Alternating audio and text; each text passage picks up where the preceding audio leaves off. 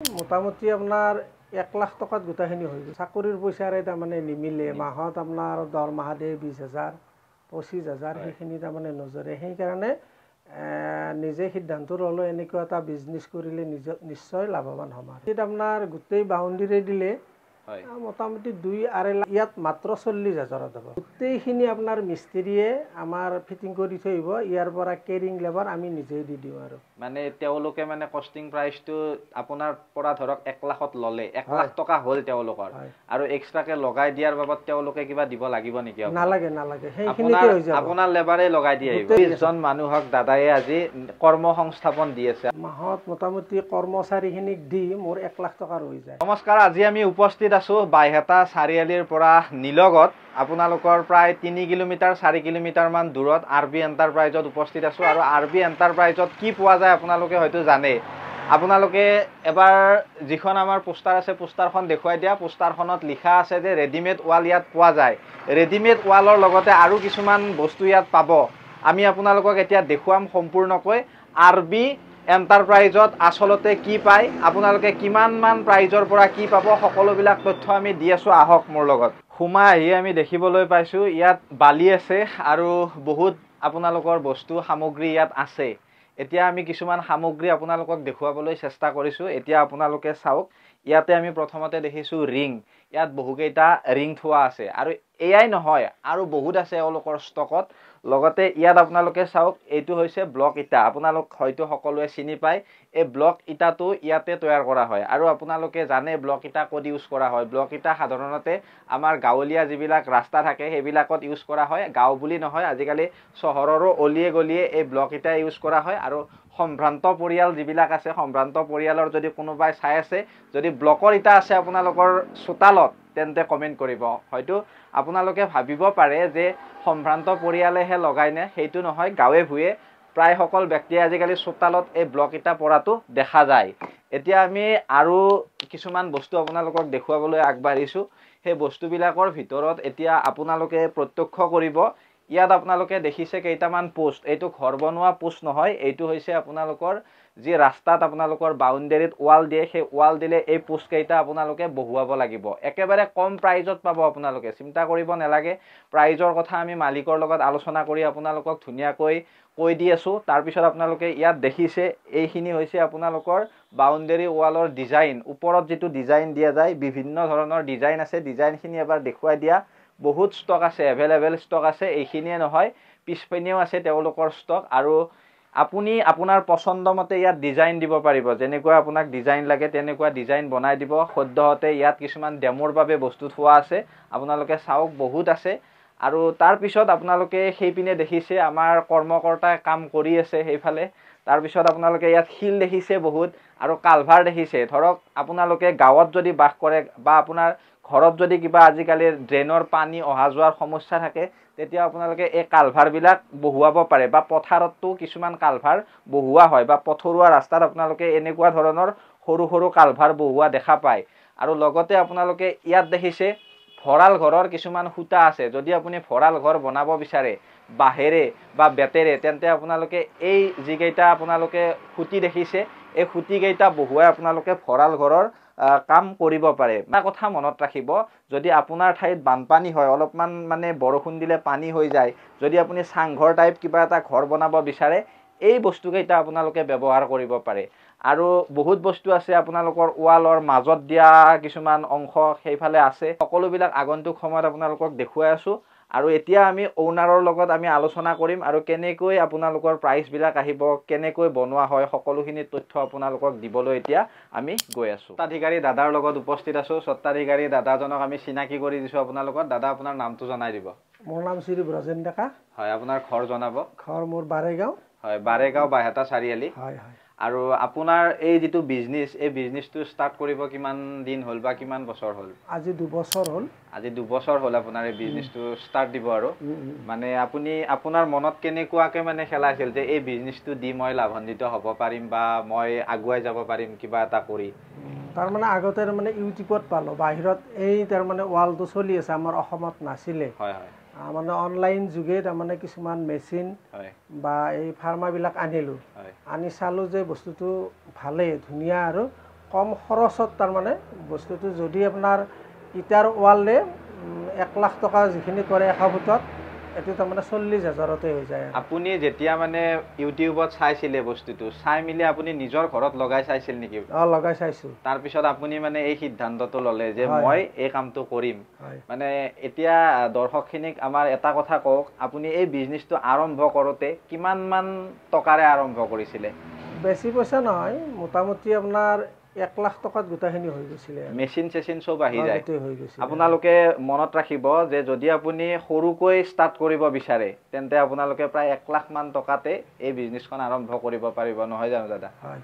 আৰু এতিয়া আপুনি আৰু এটা কথা কওক, এই যিবিলাক আপোনালোকৰ ধৰক এতিয়া কোম্পানীটো আপোনাৰ চলি আছে, এই চলি থকা কোম্পানীটোত আপোনাৰ কিমান মান মানে আপোনালোকৰ সদস্য আছে ধৰক এইবিলাক বনোৱা? এখিনি এতিয়ালৈকে 12 জন আছে আৰু।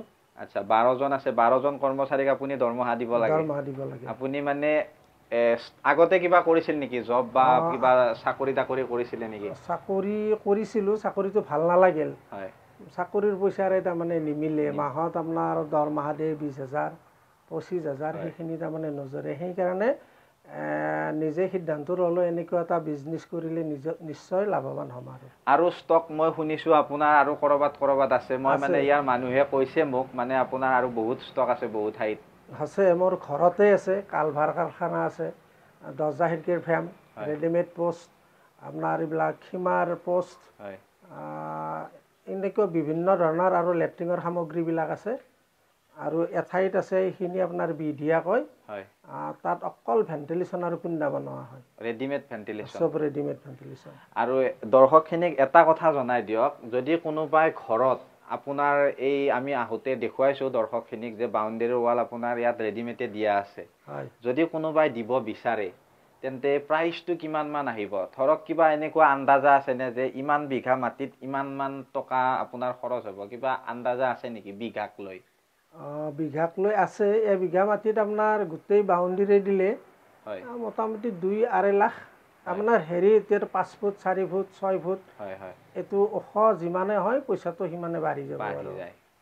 মানে যিমানে ওখ কৰিব সিমানে আপোনালোকৰ প্ৰাইচটো বাঢ়ি যাব, কাৰণ খৰচটো বেছি পৰিব নে? হয় হয়। আৰু যদি কোনোবাই আজিকালি দেখা যায় বিশেষকৈ যিবিলাক আমাৰ মধ্যবিত্ত শ্ৰেণীৰ পৰিয়াল আছে, সেই পৰিয়ালবিলাকে মানে টিঙৰ বেৰা দিয়ে, টিন পাতৰ মানে বেৰা দিয়ে ধুনীয়াকৈ, আৰু সেইবিলাক আঁতৰালে যদি এই ৱাল দিব বিচাৰে তেতিয়া টিঙতকে প্ৰাইচটো কম আহিব নে বেছি আহিব? অলপ বেছি পৰিব, বেছি পাৰ্থক্য নাথাকে। অলপ। আজি টিঙৰ বান কম দামৰ হ'লেও মোটামুটি প্ৰায় 3,000 পৰা 4,000ৰ কমত নহয় এক বানত। সেই অনুপাতে আপোনাৰ এইটো ৰেডিমেড ৱাল দিলে অলপ খৰচটো বেছি পৰিব। আৰু যদি কোনোবাই ভাবে যে মই ইটাৰ ৱাল নিদিওঁ, যিটো আমাৰ ইয়াত দেখিছোঁ নৰ্মেল আমাৰ ইটাৰ ৱাল আছে, এই ইটাৰ ৱালটো নিদি যদি ভাবে যে মই ৰেডিমেড ৱাল দিওঁ তেতিয়া প্ৰাইচটো কিমান কম আহিব সেইটো কওকচোন। চবে কৈ থাকে ভিডিঅ'ত যে মানে কি ইটাৰ ৱাল নিদি মানে বাউণ্ডেৰী ৱাল দিলে বোলে পইচা কমত আহে, কিমান মান কমত আহিব? আপোনাৰ 100 ফুটত ধৰক যদি আপোনাৰ ইটাৰ ৱাল দিয়ে তেতিয়াহ'লে মোটামুটি 1 লাখ টকা পৰি যাব। ইয়াত মাত্ৰ 40,000ত হ'ব। মাত্ৰ 40,000। ইমান কমত? গোটেইখিনি আপোনাৰ মিস্ত্ৰীয়ে আমাৰ ফিটিং কৰি থৈ আহিব, ইয়াৰ পৰা কেৰিং লেবাৰ আমি নিজেই দি দিওঁ। আৰু মানে তেওঁলোকে মানে কষ্টিং প্ৰাইচটো আপোনাৰ পৰা ধৰক 1 লাখত ল'লে, 1 লাখ টকা হ'ল তেওঁলোকৰ, আৰু এক্সট্ৰাকে লগাই দিয়াৰ বাবদ তেওঁলোকে কিবা দিব লাগিব নেকি? নালাগে নালাগে, সেইখিনিতে হৈ যাব। আপোনাৰ লেবাৰে লগাই দিয়ে, গোটেই কৰিব, আপোনাৰ কেৰিং লেবাৰ গোটেই আমাৰে থাকিব। আৰু মিস্ত্ৰীকো একো খোৱা লোৱা দিব নালাগে, আপোনাৰে, আৰু সেইখিনি আমাৰে হ'ব। এনেকৈ মানে আপোনালোকৰ কৰ্মচাৰীয়ে কাম কৰি আছে এতিয়া। আৰু এটা কথা আপোনাক কওঁ যে বহুতে কয় যে এই যিবিলাক আমাৰ বাউণ্ডেৰী ৰেডিমেড ৱালবিলাকৰ বোলে গেৰাণ্টি নাথাকে, মানে ভাঙি যোৱাৰ চান্স থাকে, কিবা গেৰাণ্টি চেৰাণ্টি দিয়ে নেকি আপোনালোকে? গেৰাণ্টি আপোনাৰ যিটো পাকাৰ ৱাল যিমান ধৰক 100 বছৰ, আৰু আমাৰ এইটো সেই 100 বছৰে যাব। 100 বছৰে যাব, এইটো ফুল গেৰাণ্টি? ফুল গেৰাণ্টি, কাৰণ ইয়াত জালি আছে, সিমেন্ট আপোনাৰ 2 সিমেন্ট আছে। জালিটো আপোনালোকৰ যি ৰড ইউজ কৰে সেই ৰডটো কিমান মান এমএমত থাকে? মানে এইটো আপোনাৰ 6 mm থাকিব, আৰু পোষ্টৰ 8 mm থাকিব। 8 mm মানে লাষ্টিং পুৰা আৰু থাকে, পুৰা লাষ্টিং থাকিব। আৰু আপুনি যিবিলাক কথা কৈছে মানে ঘৰৰ আপোনালোকৰ ভেন্টিলেটৰ পোৱা যায়, তাৰপিছত আপোনালোকৰ এই কুণ্ডা পোৱা যায়, এই সকলোবিলাক মানে আপোনালোকে ইয়াতে প্ৰস্তুত কৰে ন? সব ইয়াতে। মই এতিয়া বাৰু ইয়াত দেখা পোৱা নাই, আপোনাৰ বোলে ষ্টক আছে আৰু 3টা ঠাইত। সেইখিনি বস্তু আমি হয়তো দেখুৱাবলৈ চেষ্টা কৰিম দৰ্শকখিনিক। আৰু আপুনি এতিয়া এটা কথা কওক, যদি কোনোবাই আপোনালোকৰ এই সামগ্ৰীবিলাক ল'ব বিচাৰে, আপোনাক যোগাযোগ কৰিব বিচাৰে, তেন্তে কেনেকৈ কৰিব? আপোনাৰ ফোন নম্বৰটো দি থম আমি স্ক্ৰীনত। হয়, সেইটো দি থওক। আৰু এড্ৰেছ পাতিখিনি ধুনীয়াকৈ আপুনি আমাৰ গ্ৰাহকখিনিক কৈ দিব, আৰু আপোনাৰ যিখিনিয়ে ফোন কৰিব ধৰক লাগে তেওঁলোকক, আপুনি তেওঁলোকক বুজাই দিব। এড্ৰেছটো মইতো দেখুৱাই দিছোঁৱেই আপোনাৰ সম্পূৰ্ণ কোম্পেনীটো। আৰু যদি কোনোবা ধৰক সেইফালৰ মানুহ থাকে, বিধিয়া ছাইডৰ কোনোবা যদি থাকে, বা আমাৰ বাঙালীপাৰা হওক বা ক'ৰবাৰ সেইফালৰ যদি মানুহখিনিয়ে নিব বিচাৰে, তেন্তে আপোনাৰ পৰা বহুত ওচৰত হ'ব ঠাইটো। কাৰণ তেওঁলোকে তেতিয়া ৰঙিয়াত যাব নালাগে বা বেলেগত যাব নালাগে, আপোনাৰ তাত ওচৰ হ'ব। আৰু বাইহাটা চাৰিআলিৰ আমাৰ যিখিনি মানুহ আছে বা বাইহাটা চাৰিআলিৰ ওচৰৰ পাজৰৰ অঞ্চলৰ মানুহখিনিৰ বাবে মানে কষ্টিংটো কমি যাব আপোনাৰ পৰা নিলে, মই ভাবোঁ। কাৰণ যিটো কেৰিং চাৰ্জতো অলপমান পইচা যাব মানুহখিনিৰ কঢ়িয়াই নিয়ালৈকে। নে কেৰিং চাৰ্জটো আপোনালোকে আমি নিজে দিওঁ এইবিলাক। অলপ বেলেগতকৈ কমত দিয়ে ন আপোনালোকে? কমত দিয়ে। যদি আমাৰ ভিডিঅ' চাই আহে, আপোনালোকে কিবা ডিছকাউণ্ট কৰিবনে ইয়াৰ ওপৰত? ডিছকাউণ্ট নিশ্চয় কৰিম। যদি আমাৰ ভিডিঅ' চাই কোনোবাই আহে, তেন্তে দাদাই আপোনালোকক অলপ হ'লেও ডিছকাউণ্ট কৰি দিব।